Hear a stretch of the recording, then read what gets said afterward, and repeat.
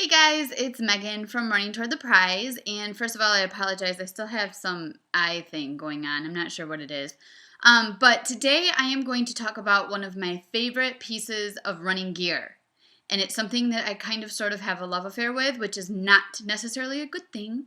But it's one of my favorite pieces of running gear. And it is my Garmin. I absolutely love this thing. I take it on most runs. And I will admit that sometimes I look at it way more than I should, but I like that it lets me know what my pace is, it lets me know how far I've gone. And the pace I don't use to make sure I'm not going too slow, I make sure I'm not going too fast. I have a tendency to go out way too fast during runs, and so this has saved my legs and my lungs a lot by making sure that I'm keeping a pace I know I can handle. So I'm going to show you a little bit of how this one works because it's not necessarily super easy.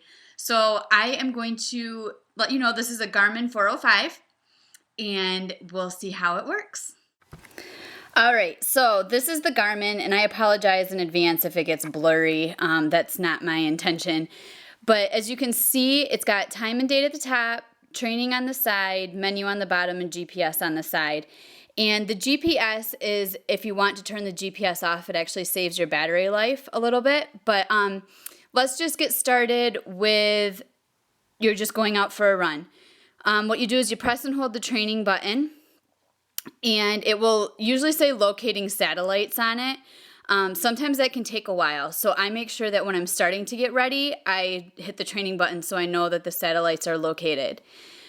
This is letting you know my last race. And what you can actually do with this is you can set it at a certain pace. So you can see, basically you're running against your virtual self. And as you can see that it says I'm ahead. I haven't changed it since I got it. But it's letting me know that I was ahead of myself, which good for me. To get to another screen, you just touch it. And it'll beep, and it'll go to this screen. This is the screen that I normally keep it on. It lets me know my total time, my pace, my current pace, and my distance. Let's say I'm getting ready to run again. I can press and hold it. Oh, excuse me, reset down here. Press and hold the reset button. And I am ready to get started. And once you're ready to go, you just hit the start-stop button, and it will start and follow you as you go. Another neat thing is the menu. If you go down to the menu and press and hold it, there's a lot of different things you can do. And the way that you change which one you're going to is you kind of use it like an iPad. And you go around like this. Settings, training, history is what we want.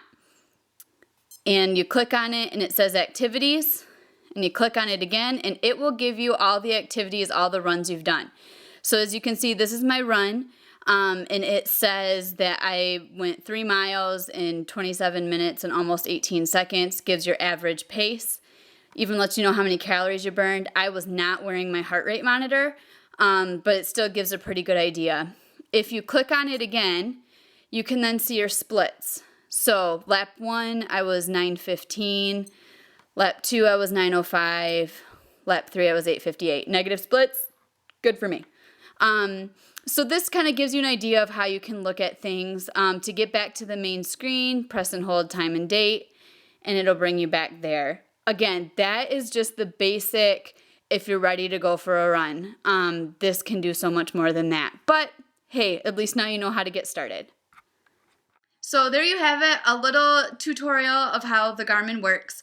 That was just the basics. This thing can do so much more than that.